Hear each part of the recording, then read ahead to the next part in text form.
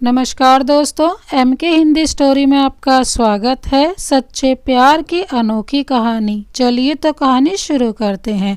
वो जैसे ही कमरे में घुसी, माधव की निगाह पड़ी उस पर। सीधी सादी सी, सादे कपड़े पहने, पतली सी एक लड़की। उसकी सादगी में ना जाने क्या बात थी कि निगाह ठहर गई उस पर। वो तब तक उसे निहारता रहा जब तक वो अपना काम कर कमरे से बाहर ना निकल गई। उसने पिताजी से पूछा, कौन है ये? रीति, नई लड़की रखी है काम पर, अकाउंट्स देखेगी। कभी कभी किसी अजनबी से हम कभी भी कहीं भी बस यूं ही राह चलते या किसी गाड़ी बस में सफ़र करते या खड़े अचानक टकरा जाते हैं या चाहे अनचाहे नज़र टकरा जाती है तो एक अजीब सी कशिश होती है उस कशिश में कि दोबारा पलटकर देखने या मिलने का मन करता है। ऐसी ही एक कशिश दिखी माधव को रीति में। माधव कंपनी के मालिक का बेटा कंपनी की मार्केटिंग का काम संभालता था, इसलिए ऑफिस में कम ही आता था। ज़्यादातर बाहर के कामों में या टर्स में ही व्यस्त रहता था। कंपनी में कौन क्या काम करता है इस बात की भी ज़्यादा जानकारी नहीं थी उसे।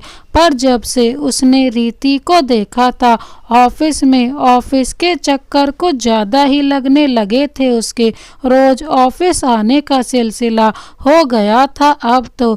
जब भी ऑफिस आता किसी न किसी काम से उसको अपने कमरे में बुला लेता या खुद कुछ पूछने के बहाने से उसके पास चला जाता। माधव जो पहले ऑफिस आने से कतराता था अब बाहर जाने से बचने लगा। उसका मन ऑफिस के काम में ज़्यादा और बाहर के कामों में कम लगने लगा था। स्मार्ट हैंडसम माधव, वो सब कुछ था उसकी पर्सनैलिटी में जिसे देखकर कोई भी लड़की उसकी ओर आकर्षित हुए बिना ना रह पाती। तो भला रीति पर उसके व्यवहार और पर्सनैलिटी का आकर्षण कैसे ना होता। अच्छा लगता था वो उसे, या कहा जा सकता था मन ही मन चाहने लगी थी वो माधव को। उसका उसे अपने पास बुलाना अच्छा लगता था। इस बात का कुछ एहसास तो था उसे भी कि माधव उसको पसंद करता है, पर अपनी जगह को जानते हुए इस ख्याल से डर जाती। कुछ ठीक से तय नहीं कर पा रही थी। उधर माधव पर भी रीति की सादगी, उसके शांत सरल व्यवहार का रंग चढ़ने लगा था। दिल दे बैठा उसे। एक दिन जैसे ही रीति कमरे में फाइल लेकर आए, खुद को रोक ना सका वो। रीति, तुम मुझे बहुत अच्छी लगती हो। आई लव यू रीति। एक ही झटके में माधव ने अपने प्यार का इजहार ही कर दिया रीति से, और रीति अचानक इस बात को सुनकर स्तब्ध हो गई। क्या जवाब दे, क्या कहे, कुछ समझ ना पाई। क्या ये सच है में हुआ या कोई सपना है? जैसे मन चाही मुराद पूरी हो गई थी उसकी। शर्म से लाल हो गई, हौले से मुस्कुराई और बिना कुछ कहे झट कमरे से बाहर निकल गई। फिर क्या था, धीरे धीरे बातचीत का दौर शुरू हो गया। दोनों में नज़दीकियां बढ़ने लगी। दोनों को एक दूसरे से मिलना, बात करना अच्छा लगने लगा और दोनों के प्यार के ख्वाबों में एक दूजे के साथ नई दुनिया बसा बैठे। घंटों रात को फोन पर बातें होने लगी। समय मिलते ही दोनों ही की अकेले में मुलाकातें होने लगी। प्रेम अपनी हदें लांघने लगा। आने वाले कल से बेखबर दोनों अपने प्रेम की पंगों खूब ऊंची बढ़ाकर ऊंचाई को छूते जा रहे थे। समय प्यार के पंख लगा कितनी जल्दी उड़ता जा रहा था, पता ही ना चल रहा था दोनों को। सच ही है, प्यार में लोग दिमाग की बात अनसुनी कर दिल के हाथों मजबूर होकर वही करते हैं जो दिल कहता है। दिल कई बार इस बात की हिदायत दे रहा था कि जो हो रहा है उसका अंजाम शायद ठीक नहीं है, पर दोनों को इसकी कोई चिंता नहीं थी। वो तो प्यार में डूबे दो पंछी थे जिन्हें खुले आसमान में साथ साथ उड़ने के सिवा कुछ और दिख ही नहीं रहा था।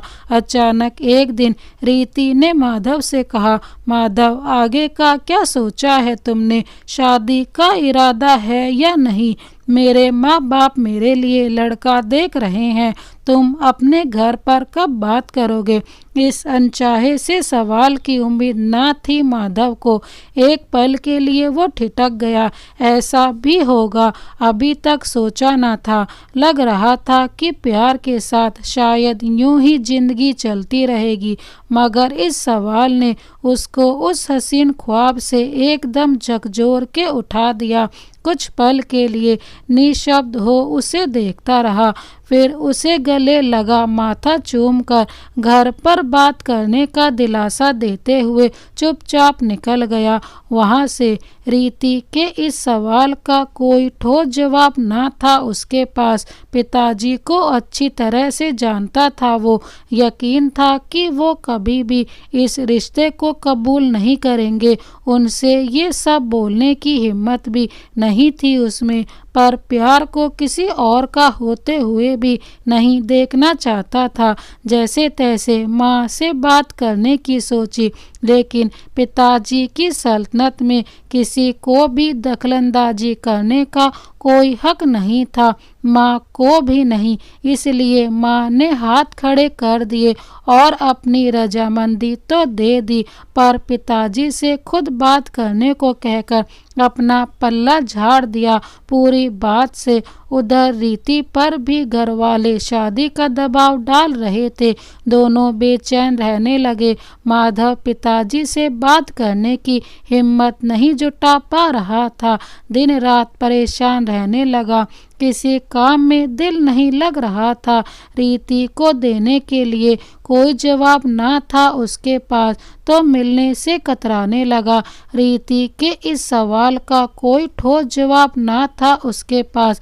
अच्छी तरह से जानता था वो अपने पिताजी को। यकीन था कि वो कभी भी इस रिश्ते को कबूल नहीं करेंगे, क्योंकि उनके लिए समाज में कमाई, इज्जत और रुतबा दोनों ही अहम थे।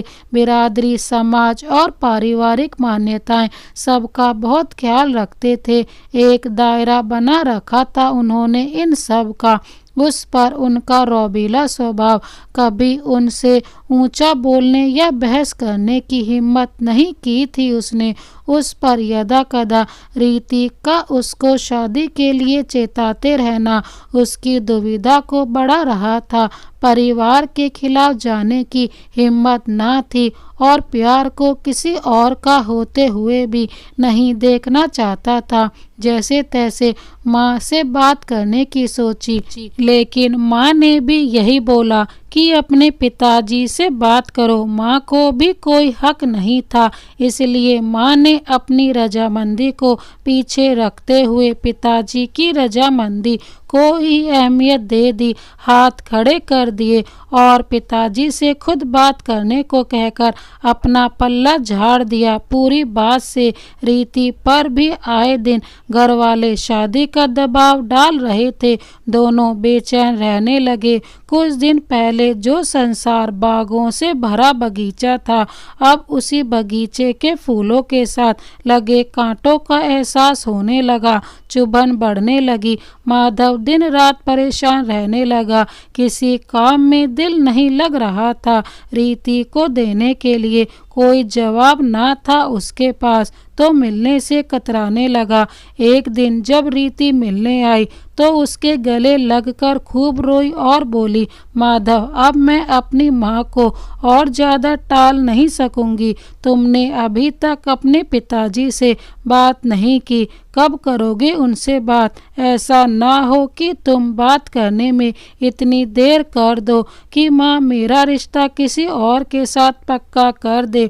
मुझ में अपने घर वालों को सच्चाई बताने की हिम्मत नहीं है, और मुझे ये भी पता है कि तुम्हारे पिताजी भी बिल्कुल नहीं मानेंगे इस रिश्ते के लिए। मैं बस इसी हफ्ते तक तुम्हारे जवाब का इंतजार करूंगी। नहीं मिला तो माँ को शादी के लिए हाँ कर दूंगी। और रोती हुई चली गई। माधव उसे जाने से रोक भी ना सका। किस मुंह से रोकता उसे, क्या जवाब दे उसे, क्योंकि खुद उसके पास उसके सवालों का कोई जवाब था ही नहीं। कैसे बात करे पिताजी से, कैसे मनाएगा उन्हें। लेकिन चुप रहकर भी तो कुछ नहीं हो सकता था। आखिर सोच लिया, जो भी होगा देखा जाएगा। आज ही बात कर लेगा पिताजी से। रात को खाने के बाद पहुंच गया पिताजी के कमरे में। बड़ी हिम्मत जुटा उसने अपने दिल की बात आखिर कह ही दी पिताजी से। पिताजी, मैं रीति से शादी करना चाहता हूँ। रीति? कौन रीति? अपने ऑफिस की अकाउंटेंट। पिताजी ने थोड़े आश्चर्य भाव से उसे देखा और बोले, रीति से ही क्यों? मैं प्यार करता हूँ उसे। ओह अच्छा, और वो भी करती है क्या तुमसे प्यार? जी। एकदम गंभीर हो गए पिताजी। थोड़ा ठहर कर बोले, अगर मेरी इजाज़त मांग रहे हो तो मेरी ना है इस रिश्ते के लिए। मैं इस बेमेल रिश्ते के लिए बिल्कुल हाँ नहीं कहूँगा। पर क्यों, क्या कमी है उसमें? बहुत अच्छी लड़की है वो। आप भी तो देख रहे हैं इतने दिनों से उसे। कभी शिकायत का मौका नहीं दिया उसने। किसी काम में शरीफ है, सबकी इज्जत करती है। झुंझलाते हुए बोला माधव, तो तुम मुझे बताओगे कैसी लड़की है वो? मैंने कब कहा अच्छी नहीं है या शरीफ नहीं है? पर तुम्हारी शादी नहीं हो सकती उसके साथ। कहाँ तुम इस कंपनी के मालिक और वो कंपनी की एक कर्मचारी। ना उसका कोई स्टैंडर्ड है और ना ही खानदान। और कुछ बहस नहीं होगी बस। पिताजी ने फरमान सुना दिया। पर क्यों नहीं, मैं बहुत प्यार करता हूँ उससे। लगभग माधव रो दिया। पिताजी उसके पास आ गए, उसे पास बिठाकर बोले, बेटा सिर्फ प्यार के सहारे जिया नहीं जाता। जिंदगी जीने के लिए बहुत कुछ सोचना पड़ता है।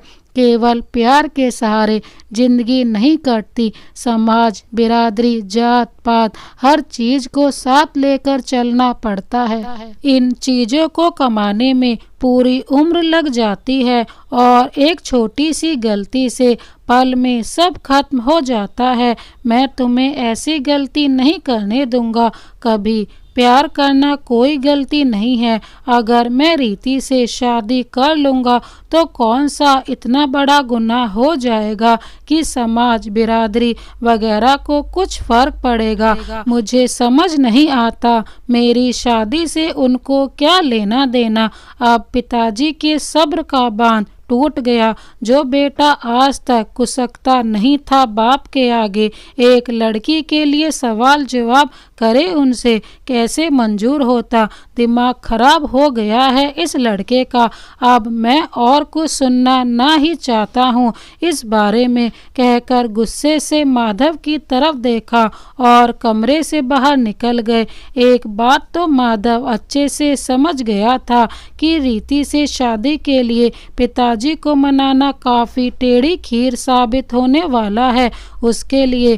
पर वो भी कहाँ मानने वाला था इतनी जल्दी। 2-3 बार पिताजी से दोबारा बात करने की कोशिश की, लेकिन हर बार पिताजी तो अपने वचन को भीष्म प्रतिज्ञा बना बैठते थे। टस से मस नहीं हुए। वो कई बार रोया, गिड़गिड़ाया, अपने प्यार की भीख मांगी, मगर पिताजी का फैसला अटल था। उनकी ना हाँ में कभी नहीं बदली। इस बीच जब भी रीति से मिलता, कुछ दिन और ठहरने का दिलासा देता, प्यार से समझाता, अपनी कोशिश के बारे में बताता। रीति भी दिल में हल्की सी उम्मीद जगाए बैठी थी। उसके अगले प्रयास का इंतजार करती रहती थी। लगता शायद पिताजी का दिल पसीज जाए। कई मन्नतें मान बैठी थी। कोई मंदिर, दरगाह नहीं छोड़ा जहां अपने प्यार की गुहार ना लगाई हो उसने। लेकिन लंबे इंतजार के बाद भी जब माधव की तरफ से हाँ का कोई जवाब ना आया तो रीति ने माँ बाप की इच्छा अनुसार शादी के लिए हाँ कर दी और जल्द ही उसकी शादी भी तय हो गई। रीति की शादी की खबर सुनते ही माधव पर जैसे वज्रपात हो गया हो। दिल टूट गया उसका, जिंदगी से मोह भंग हो गया उसका। लगा सारी कायनात एकदम जैसे वीरान सी हो गई। घर माँ बाप सब बेमानी हो गए उसके लिए। ना दिन को चैन होता, ना रातों को नींद आती। माँ और भाई उसकी इस हालत को देखकर परेशान हो गए। चाहकर भी कुछ कर ना पा रहे थे। बहुत कोशिश की समझाने की, पर माधव था कि दिल ही दिल में घुटता जा रहा था। पिताजी से भी उसकी हालत छुपी ना थी, मगर वो चुप रहे, कुछ ना बोले उसे। उन्हें लगा समय बड़े बड़ों के घाव भर देता है और माधव भी कुछ दिन बाद संभल जाएगा। आज रीति आखिरी बार आई माधव से मिलने। उसे देखते ही माधव बेकाबू हो गया, लिपट गया उससे, पर रीति ने झट से उसे अपने से अलग कर दिया। इससे पहले कि माधव कुछ पूछता वो बोली, माधव अगले महीने मेरी शादी है और अब मैं तुमसे मिलने दोबारा नहीं आऊंगी, क्योंकि मुझे तुम्हारी आदत हो गई है। हर समय तुम्हारे हाथों का स्पर्श महसूस करती हूँ। तुम्हारी खुशबू मेरे रोम रोम में बस गई है। इन सब से छुटकारा पाना चाहती हूँ। हाथ जोड़कर विनती करती हूँ, अब तुम ना मेरे पास आना और ना ही मुझे छूना, कहकर फफक फफक कर रोने लगी। अंदर तक टूट गया माधव। उसकी बात सुनकर चाहकर भी अपने आंसू रोक ना सका। कुछ ना बोला, चुपचाप खड़ा उसको रोते देखता रहा। नहीं पहुँचे उसने रीति के आंसू। रीति को छूने का हक अब वो खो चुका था। चलो रीति, भाग चलते हैं कहीं, इस शहर से दूर, सब लोगों से दूर। अचानक एक निश्चय भरे स्वर में माधव ने कहा। एक पल को रीति चौंक गई उसकी बात सुनकर, फिर बोली, माधव मैंने कभी न सोचा था तुम इतने बुज़दिल निकलोगे। जब घर वालों से बताने की हिम्मत नहीं थी तो क्यों किया था प्यार का इजहार। प्यार करने से पहले सोच लेना चाहिए था कि हमारा रिश्ता किसी अंजाम तक पहुंचेगा भी या नहीं। कितने वादे किए थे तुमने जिंदगी भर साथ रहने के, कहाँ गए तुम्हारे वादे। झूठे हो तुम। क्यों किया ऐसा मेरे साथ। निभाना नहीं था तो प्यार क्यों किया मुझे। कहीं का नहीं छोड़ा तुमने मुझे Madhav. I hate you, I hate you, कहती हुई माधव को पकड़कर जोर जोर से रोने लगी। सच कह रहा हूँ रीति, चलो भाग चले कहीं और। मैं तुम्हें सच में बहुत प्यार करता हूँ। जान हो तुम मेरी। मैं जी नहीं पाऊँगा तुम्हारे बिना। किसी दूसरी जगह जाकर शादी कर लेंगे। कुछ ना कुछ काम कर ही लूँगा। खुश रहेंगे हम दोनों। नहीं माधव, अब कुछ नहीं हो सकता। मैं अपने माँ बाप को धोखा नहीं दे सकती। अब बस छोड़ो ये सोचना कि हम दोनों अब दोबारा कभी एक साथ हो सकेंगे। इस जन्म में तो ऐसा नहीं हो सकता। अब तुम भी कोई अपने पापा की पसंद की लड़की से शादी कर लो। तुम भी खुश, तुम्हारे घर वाले भी खुश और मैं भी खुश, कहकर रीति वहाँ से चली गई। माधव उसे रोक ना सका। उसे जाते हुए न जाने कितनी देर तक गुमसुम बैठा रहा वो वहाँ। फिर उठ के घर आ गया और चुपचाप अपने कमरे में जाकर लेट गया। किसी से कुछ ना बोला। आज उसके अरमानों का महल पूरी तरह चकनाचूर हो गया था। उस दिन आखिरी बार रीति आई थी ऑफिस, शादी का कार्ड और रेजिग्नेशन लेटर देने। पिताजी ऑफिस में नहीं थे, इसलिए उनकी टेबल पर छोड़ दिया उसने कार्ड और अपना रेजिग्नेशन लेटर।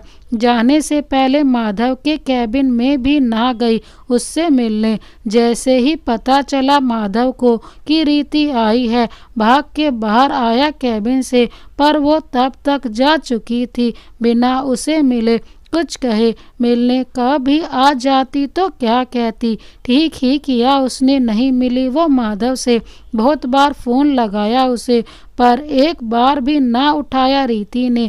रीति की शादी की तारीख जैसे जैसे पास आने लगी उसकी परेशानी बढ़ने लगी, झटपटाने लगा, ये सोच सोच कर कि जल्द ही उसका प्यार किसी और का हो जाएगा।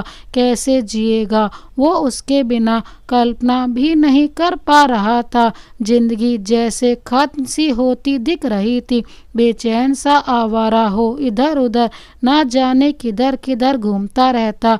घर जाने का मन नहीं करता था, गुमसुम हो गया था वो पूरी तरह। किसी से कुछ ना कहता, भाई से उसकी ये दशा देखी ना जा रही थी। बहुत समझाने की कोशिश की उसने, पर माधव को किसी की भी बात का कोई असर ना हो रहा था। सारी रात जाग जाग कर कट जाती, नींद आंखों में आने का रास्ता भी भूल गई। हर पल रीति का चेहरा आंखों के सामने आता। एक शाम ऐसे ही छत पर उदास खड़ा ढलते सूरज को देख रहा था कि मोबाइल की घंटी बजी। रीति का नाम देखकर एक चमक आ गई उसकी आंखों में। हेलो हेलो रीति, कैसी हो तुम? मुरझाई सी आवाज में माधव बोला। मैं ठीक हूँ, तुमसे एक आखिरी बार मिलना चाहती हूँ, कल मिलोगे मुझे? वो धीरे से बोली। अब क्यों मिलना चाहती हो? माधव ने रीति से कहा। कुछ बहुत ज़रूरी बात करनी है तुमसे। बोलो, मिलोगे ना प्लीज़? हाँ ठीक है, आ जाऊँगा तुमसे मिलने, कहकर फ़ोन काट दिया उसने। अगले दिन समय से पहुँच गया जहाँ वो दोनों अक्सर मिला करते थे। रीति उसके सामने खड़ी थी। माधव का मन किया जल्दी से भर लूँ उसे अपनी बाहों में और समेट लूँ उसको अपने आगोश में, इस तरह कि फिर कभी भी उससे जुदा ना हो सके। पर ऐसा नहीं कर सकता था अब वो। कैसे हो तुम? ये क्या हो गया है तुम्हें? कितने बदले से नजर आ रहे हो आज? रीति उसकी ओर देख कर बोली। कैसा हूँ? ठीक ही तो हूँ, जैसा छोड़ कर गई थी तुम वैसा ही तो हूँ। मैंने नहीं छोड़ा तुम्हें, तुम ही नहीं अपना पाए मुझे माधव। हाँ ठीक कह रही हो तुम, मैंने खुद ही खोया है तुम्हें। कितनी आसानी से मान लिया ना तुमने, जब पहले ही जानते थे कि उम्र भर ये रिश्ता नहीं निभा पाओगे तो प्यार ही क्यों किया था? इतना आगे आकर तुमने धोखा दिया है मुझे। रीति यह कहकर आंखों में आंसू भर आई। आंखों में आंसू भरकर रीति के, प्लीज़ रीति जल्दी बताओ क्यों बुलाया है तुमने मुझे? मैं ज़्यादा देर नहीं ठहर पाऊँगा तुम्हारे सामने। तुम्हारी हालत का पता चला कि तुमने खाना पीना सब छोड़ दिया है, किसी से बात नहीं करते हो आजकल। ये सब सुनकर खुद को रोक ना सकी, इसीलिए तुम्हें समझाने आई हूँ। तुमसे एक विनती करती हूँ, प्लीज़ मुझे अब भूल जाओ और अपनी ज़िंदगी में आगे बढ़ जाओ तुम भी, जैसे मैं बढ़ने जा रही हूँ। अब जब ये रिश्ता ख़त्म ही हो गया है तो खुश रहो तुम अपनी ज़िंदगी में। तुम परेशान रहोगे तो मुझे भी मुश्किल होगी अपने अगले रिश्ते को निभाने में। क्यों, तुम्हें क्यों मुश्किल होगी? तुम खुश रहना, मैं भी धीरे धीरे संभल जाऊंगा। तुम्हें तो एक नया साथी मिल गया है आगे बढ़ने को, अकेला तो मैं हो गया हूँ। खैर मेरी फिक्र मत करना, ठीक हो जाएगी मेरी ज़िंदगी धीरे धीरे, तुम खुश रहना बस। फीकी सी हंसी हंसते हुए माधव बोला। ठीक है, आज हम दोनों एक दूसरे से एक आखिरी वादा करते हैं कि अब एक दूसरे को भूलकर अपनी अपनी ज़िंदगी में खुश रहेंगे। मैं भी अपने पति के साथ खुश रहूँगी, तुम भी अपने परिवार के साथ खुश रहना। ठीक है, करते हो ये वादा? रीति ने कहा। हाँ तुम कह रही हो तो मैं वादा करता हूँ, पर तुम भी खुश रहना, मुझे माफ़ कर देना बस। पर कभी भी मेरी ज़रूरत हो तो बेझिझक आ जाना, तुम हमेशा मेरे लिए सबसे खास रहोगी रीति। अपने जज्बातों पर काबू रखते हुए माधव बोला। एक बुझी हुई मुस्कान होठों पे रख कर रीति जैसे ही जाने के लिए मुड़ी, उसका हाथ पकड़कर माधव ने कहा, सुनो रीति, मैंने तुम्हारी ये बात मान ली, अब तुम भी मेरी एक बात मानोगी क्या? अब और क्या मनवाओगे माधव? तुम्हें शादी पर एक सौगात देना चाहता हूँ, मना मत करना प्लीज। क्या? पहले कसम खाओ, मना नहीं करोगी? बताओ तो। क्या? ऐसे नहीं, पहले मेरे सर पर हाथ रख कर कसम खाओ कि जो मैं दूंगा उसे मानोगी। देखो माधव, अब ऐसा कुछ मत मनाने को कहना जो मैं कर ना पाऊँ। जल्दी बोलो, मुझे जाना है घर वापस। झूठ बोलकर आई हूँ तुमसे मिलने। नहीं रीति, ऐसा कुछ नहीं मानने को कहूँगा जिसके लिए तुम्हें परेशान होना पड़ेगा। मैं तुम्हें बस एक तोहफा देना चाहता हूँ, बस। प्लीज़ मना मत करना। अचानक से किया गया माधव का ये आग्रह रीति को पेशोपेश में डाल गया। अनचाही शंकाओं से घिर गया उसका मन। सोचने लगी, किस तोहफे को देने की बात कर रहा है माधव। कुछ ऐसा वैसा न मांग बैठे जिसको दे पाना उसके लिए असंभव हो। अरे इतना क्या सोच रही हो रीति? मैं ऐसा लड़का नहीं हूँ, ऐसा कुछ नहीं दूंगा जो तुम ले ना पाओ। मुझे अपने हद का अंदाजा है। अच्छे से नहीं लेना होगा तो बेझिझक होकर मना कर सकती हो, जबरदस्ती नहीं दूंगा कुछ भी। माधव की आवाज़ सुनकर चेतना में जैसे वापस लौट आई रीति। ठीक है माधव, बेशक तुम्हारा तोहफा मुझे तुम्हारी याद दिलाता रहेगा, पर फिर भी ले लूँगी जो भी दोगे तुम मुझे। डबडबाई आंखों से रूंधी आवाज़ में वो बोली। रीति का हाथ अपने हाथों में लेकर माधव बोला, रीति, मैंने अपने प्यार से समझौता कर ही लिया है। अब तो मैं जानता हूँ अब तुम चाह कर भी मेरी नहीं हो सकती हो, किसी और की होने जा रही हो तुम। लेकिन उसके पास तुम मेरे दिए हुए तोहफे को पहनकर जाओगी तो मुझे लगेगा कि उससे पहले मेरा तुम पर हक हो चुका है। इसलिए मेरे द्वारा दिया गया शादी का जोड़ा पहनकर ही तुम उसके साथ शादी करना। तुम्हारी शादी का जोड़ा मैं दूंगा तुम्हें। माधव की बात सुनकर सिसक उठी रीति। प्लीज़ ना मत करना रीति, बस आखिरी बार ये बात मान लो मेरी। प्लीज़ प्लीज़ रीति, मेरी आखिरी ख्वाहिश समझकर पूरा कर दो इसे। उसके मुंह को अपने हाथों में लेकर माधव बोला। अपना आपा खो बैठी रीति उसकी ख्वाहिश सुनकर खुद पर काबू न रख पाई और सिसकते हुए लिपट गई माधव के सीने से। माधव के सब्र का बांध भी जैसे टूट पड़ा। अपनी बाहों में जोर से भर लिया उसने रीति को। दोनों के आंसू थमने का नाम नहीं ले रहे थे। दोनों चाह रहे थे कि ये पल, ये घड़ी यहीं थम जाए और वो दोनों सदा के लिए एक दूसरे के हो जाएं। लेकिन जानते थे दोनों की बहुत देर हो चुकी है, कुछ ना हो सकता था। अब तो बहुत देर तक एक दूसरे की बाहों में लिपट कर रोते रहे और आखिर रीति ने माधव की बात मानकर शादी का जोड़ा बतौर तोहफा लेने की बात मानकर अपने घर चली गई और माधव अपनी डबडबाई आंखों को पोंछता हुआ अपने घर की ओर निकल गया। और आखिर वो दिन आ ही गया, रीति की शादी का दिन। बेबस बेजान सी रीति अपनी तकलीफ को दिल में छुपाए माँ बाप की इज्जत की खातिर समाज के बनाए रीति रिवाजों का मुंह पर कृत्रिम मुस्कान भरे निर्वहन करती जा रही थी। अपने वादे के अनुसार माधव का दिया हुआ लाल रंग का शादी का जोड़ा पहनकर लगातार रोए जा रही थी। माधव ने रीति के लिए शादी का लाल जोड़ा अपनी पसंद से खरीदकर अपने छोटे भाई के हाथों चुपके से रीति के पास पहुंचा दिया था।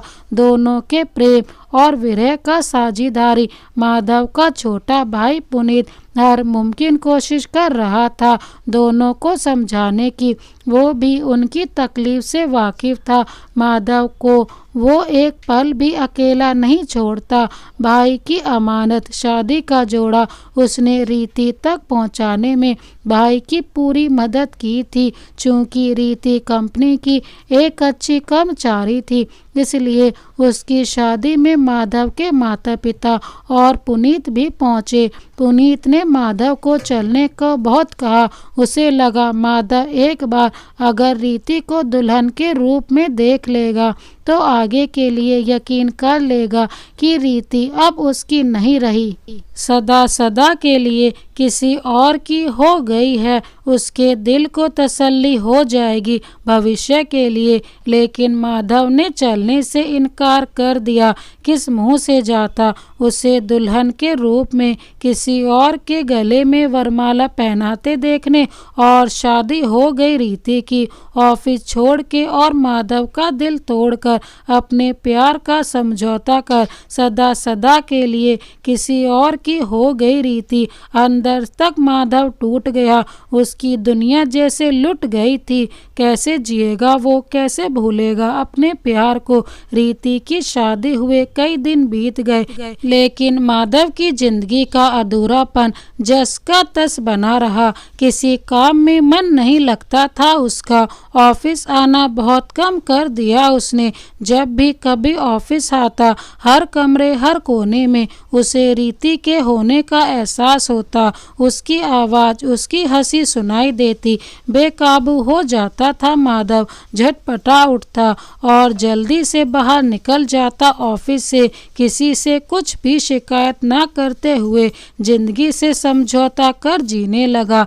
ऐसा नहीं कि पिताजी को उसके दर्द का एहसास नहीं था, सब देख रहे थे वो, लेकिन एक बार भी उन्होंने उसे समझाने की कोशिश नहीं की। जानते थे वो कि इस उम्र में प्यार कितना अंधा होता है और ऐसे में पहले प्यार को खोना एक नासूर सा बन जाता है जिसका जख्म बहुत रह रह कर टीसता है और बहुत धीरे धीरे भरता है। भरने के बाद भी निशान छोड़ ही जाता है। खुद को सबसे अलग कर दिया उसने। चुप्पी और उदासी को दिल में बसा लिया। सब कुछ जानते हुए भी उसको ना भुला पा रहा था। मन को बहुत कोशिश करता समझाने की, पर दिल था कि मानता ही नहीं था। पुनीत और दोस्तों यारों ने बहुत कोशिश की उसका दिल बहलाने की, उसको समझाने की। जबरदस्ती पकड़कर उसको घुमाने ले जाते, पर कहीं भी खुद को सहज नहीं कर पाता। भीड़ में भी अकेला महसूस करता खुद को। रीति की शादी हुए कई दिन, हफ्ते, महीने और अब तो 1 साल हो चला। दिन बदले, मौसम बदले, मगर नहीं बदला तो माधव का वक्त। वो आज भी वहीं ठहरा हुआ था, आगे बढ़ ही नहीं पा रहा था। इस बीते साल में ऐसा कुछ भी ना हुआ कि माधव के दिल और चेहरे पर खुशी दिखी हो। हालांकि अब दर्द कुछ कम तो हुआ था, लेकिन गया नहीं था पूरी तरह से। नहीं जानता था वो कि रीति कहाँ है, कैसी है, खुश है या नहीं। और ना ही उसने ऐसा कुछ किया कि रीति के बारे में जान सके कुछ।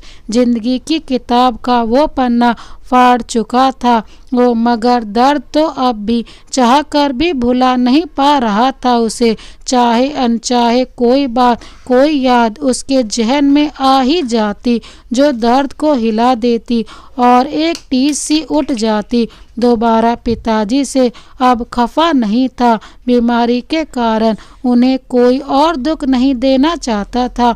उनकी पूरी देखभाल करता, पर आज भी वो केवल काम की बात ही करता उनसे।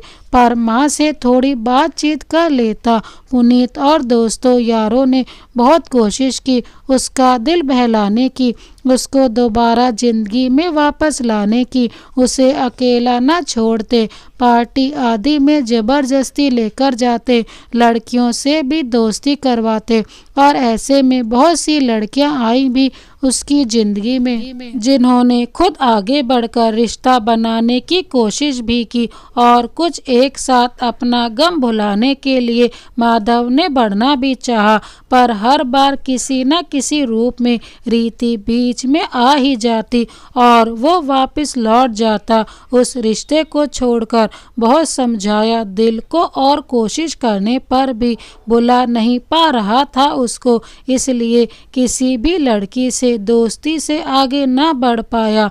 माँ ने बहुत बार शादी के लिए मनाना चाहा, पर हर बार थोड़ा रुको माँ, मैं शादी के लिए तैयार नहीं हूँ अभी कहकर टाल देता बात को। माँ भी मन महसूस कर चुप हो जाती। नहीं चाहता था कि किसी लड़की को पत्नी का दर्जा तो दे दे मगर प्यार ना दे सके, परंतु सच ही कहा है किसी ने, समय अपने अनुसार चलता रहता है बिना किसी की खुशी या दुख की परवाह किए, और उसका समय भी गम और खुशी के बीच में ही झूल रहा था। 2 साल बीत गए। एक दिन अचानक पिताजी की तबीयत बहुत अधिक खराब हो गई। उनको अस्पताल में दाखिल करना पड़ा। उनकी बीमारी में बहुत पैसा लग गया। ठीक तो हो गए लेकिन काम और कंपनी का बोझ उठाने में सक्षम नहीं हो पाए। ऐसे में घर का बड़ा बेटा होने के कारण घर और कंपनी और घर का सारा बोझ उसके कंधों पर आ गया। पुनीत अभी पढ़ रहा था तो उसकी पढ़ाई का भी इंतजाम माधव को ही करना था। पिताजी ने कभी बताया नहीं था, पर कंपनी की हालत ठीक नहीं चल रही थी। फायदा ना मात्र को ही हो रहा था। आज माधव को लगा कि कितना स्वार्थी हो गया था वो। केवल अपने प्यार एक लड़की की खातिर वो कैसे अपने परिवार को भूलकर उनकी जिम्मेदारियों से मुंह मोड़ कर बैठा था। अकेले सारा बोझ पिताजी संभालते रहे मगर उसे कुछ नहीं कहा कभी। आत्मग्लानि से भर उठा। पिताजी के प्रति सारी कड़वाहट भूल जैसे तैसे खुद को संभाला और सारी जिम्मेदारी उठा ली।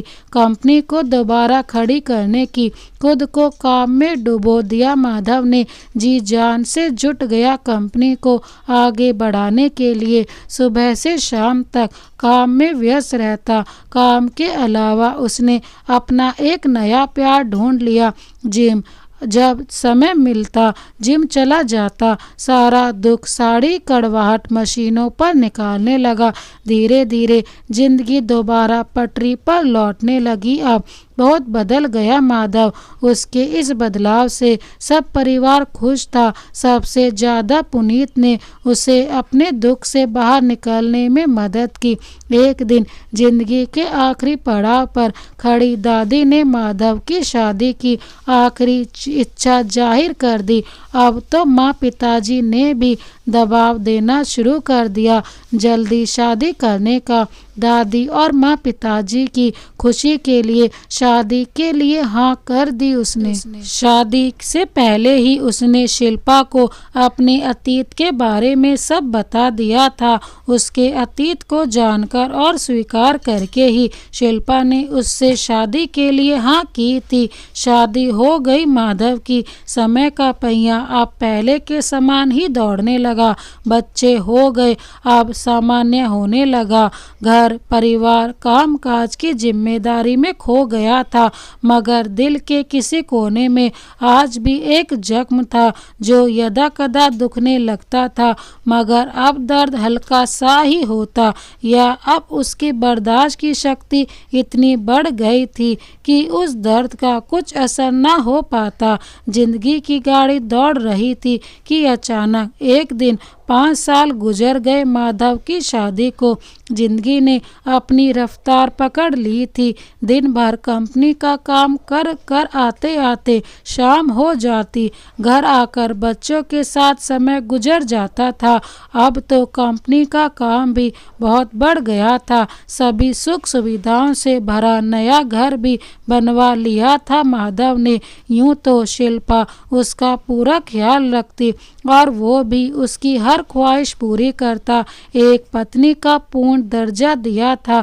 उसने शिल्पा को, उसके रिश्तेदारों, परिवार वालों को भी कभी शिकायत का मौका ना देता, अपनी हर जिम्मेवारी को पूरी ईमानदारी से निभाता, मगर फिर भी शिल्पा को अपनी प्रेमिका ना बना पाया। साथ रहते हुए भी दोनों में वो खिंचाव नहीं था जो दो प्यार करने वालों में होता है, क्योंकि शिल्पा भी माधव के अतीत से वाकिफ थी, इसलिए शायद चाहकर भी कभी माधव को किसी बात के लिए जबरदस्ती नहीं कर पाई और माधव भी उसको रीति का स्थान ना दे पाया।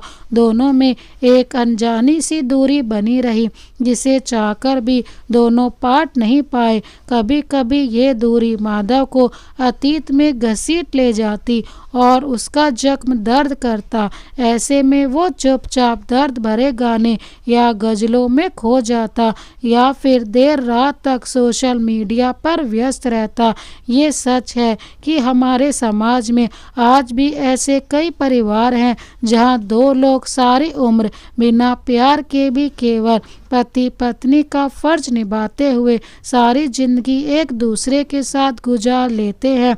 उनके लिए परिवार, बच्चे आदि ही प्यार समझा जाता है, जबकि देखा जाए तो प्यार और शादी दोनों में जमीन आसमान का अंतर है। पुराने जमाने में बिना देखे बिना बात किए लड़की लड़का माता पिता के कहे अनुसार शादी करते और दोनों सारी उम्र एक दूसरे के संग बिना किसी परेशानी के सारा जीवन काट लेते थे।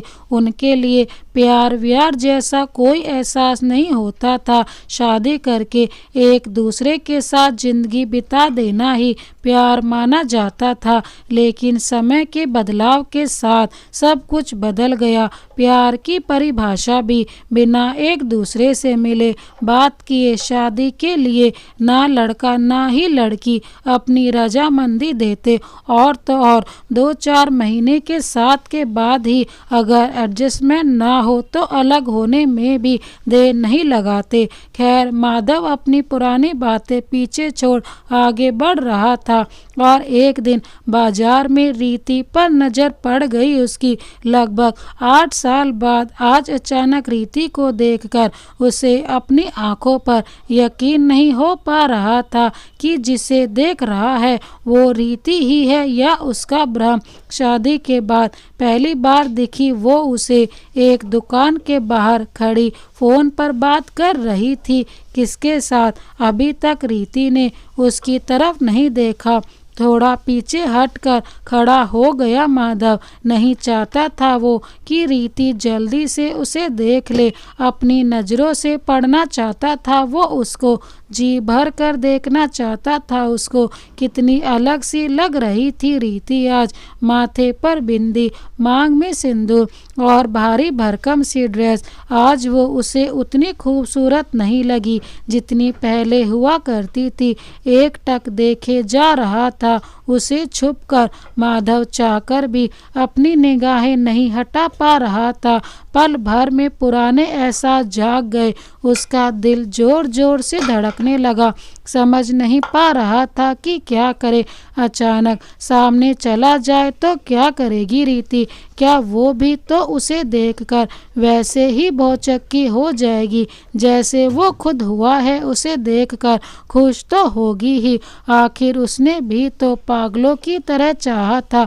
कभी उसे मन बेकाबू हो रहा था माधव का। सच कैसे एक बार फिर से अपनी बाहों में समेट लूं, उसको कैसी है, कहाँ रहती है, सब कुछ पूछूं, उसको याद करती है या नहीं, खुश है या दुख, फ़ोन नंबर ही ले लेता हूँ। और ना जाने क्या क्या। खुद को रोक ना सका और कदम उसकी तरफ तेजी से बढ़ ही गए। अचानक माधव को सामने देख एकदम से चौंक गई रीति।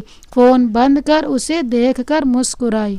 अरे आप कैसे हो, पूछा उसने। ठीक हूँ, तुम कैसी हो? मैं तो ठीक हूँ, पर लगता है आप अभी तक ठीक नहीं हुए। हंसते हुए बोली, कैसी चल रही है आपकी लाइफ? शादी वादी कर ली होगी। अब तक तो आपने भी अपने पिताजी के चॉइस की किसी खानदानी अमीर लड़की से, व्यंग्यात्मक अंदाज में रीति ने पूछा। हाँ, कर ली, 2 बच्चे भी हैं। और तुम्हारे? जवाब दिया माधव ने। ओह अच्छा है, मेरी भी एक बेटी है। कितने साल बाद देखा तुम्हें, कहाँ रहती हो, यहाँ कैसे? माधव पल में ही सब कुछ जान लेना चाहता था जैसे। हाँ सच में, कितने साल बाद मिले हैं हम। वैसे ना भी मिलते तो कोई फ़र्क नहीं पड़ता अब मुझे। अब मैं अपनी ज़िंदगी में खुश हूँ और आप अपनी में खुश होंगे। हाँ, मैं अब यहाँ नहीं रहती। अब मुझे ना ये जगह पसंद है और ना ही यहाँ के लोग। हस्बैंड के साथ दिल्ली में रहती हूँ। यहाँ एक शादी में आई हूँ, बस वहीं जा रही हूँ। हस्बैंड आ रहे हैं लेने, उनके ही वेट कर रही हूँ। हस्बैंड, ये शब्द रीति के मुंह से सुनकर माधव को अच्छा सा नहीं लगा और बार बार रीति का यूं उस पर तंज करना माधव के दिल को आघात पहुंचा रहा था। समझ रहा था कि रीति के दिल में उसके प्रति आज भी गुस्सा बरकरार है। क्या हुआ, कहाँ खो गए आप माधव? आज अचानक इतने सालों बाद रीति के मुंह से माधव शब्द सुनकर उसे दिल के तार एक बार फिर से झंझना उठे। मन चाहा कि रीति को कहे कि एक बार फिर से पुकारे उसका नाम। कहने को तो माधव रीति के सामने खड़ा था, लेकिन रूह कहीं अतीत की यादों में टहलने चली गई थी। पल भर में उसका अतीत उसकी यादों में, उसके मस्तिष्क में और उसके दिल में एक सुनामी की तरह उछलने लगा था। रीति अचानक एक मर्दानी आवाज़ सुनकर जैसे नींद से जागा वो। अरे आ गए तुम, इनसे मिलो, ये है मिस्टर माधव। शादी के पहले मैं इनकी कंपनी में ही अकाउंटेंट थी। रीति ने उसका तारुफ करते हुए कहा। ये है मेरे पति और बेटी। माधव अचानक सक पका गया, जैसे कोई चोरी पकड़ी गई हो। उस मुख पर एक कृत्रिम मुस्कान लगाते हुए अपना हैंडशेक करने के लिए आगे बढ़ा दिया। हेलो सर, कैसे हैं आप? बड़े अदब से रीति के पति ने कहा। अच्छा हूँ, और आप? बस 1-2 औपचारिक बात करने के साथ ही दोनों चुप हो गए। चले रीति, पहले ही देर हो गई है, कहते हुए उसने जाने की इजाज़त मांगी और रीति भी मुस्कुराकर चलती हूँ कहकर झट से चली गई, इस उम्मीद से कि शायद रीति उसे पीछे मुड़कर दोबारा देखे। उसे जाते हुए देखकर भी कुछ देर तक वहीं खड़ा रहा माधव, मगर रीति नहीं पलटी और पलटती भी क्यों? किस आशा से? कितने प्रश्न ही रह गए उसके मन में। जानना चाहता था कि क्या वो खुश है अपनी शादीशुदा जिंदगी में, उसकी याद आती है या नहीं, क्या दिल के किसी कोने में आज भी उसकी जगह है, और ना जाने क्या क्या। लेकिन सब प्रश्नों पर प्रश्न चिन्ह लगा उसकी आंखों से ओझल हो गई रीति। उसने खुद को झटका। उसे लगा कि ठीक ही किया रीति ने जो जल्दी चली गई वहाँ से, और वैसे भी उसकी आंखों में या उसकी बातों से उसे अपने लिए जरा सा भी कोई लगाव या दर्द ना दिखा था। शायद जिंदगी में पुरानी यादें पीछे छोड़ बहुत आगे बढ़ चुकी है वो। उसका कोई हक नहीं अब उसकी ज़िंदगी में वापस जाने का। वो उसका बीता हुआ कल थी। एक सुकून भरी लंबी सांस ली उसने। किसी भारी बोझ से निजात मिली हो जैसे उसे। हल्के से मुस्कुराया और अपने अति से छुटकारा पा मुड़ गया, वो भी एक अलग राह पर, अपने आने वाले कल की ओर। तो दोस्तों, ये कहानी आपको कैसी लगी हमें कमेंट बॉक्स में ज़रूर बताएं। इसी तरह की कहानी देखने के लिए हमारे चैनल को अब भी सब्सक्राइब कर बेल आइकन को प्रेस करना ना भूलें। Thank you so much. Vande Mataram.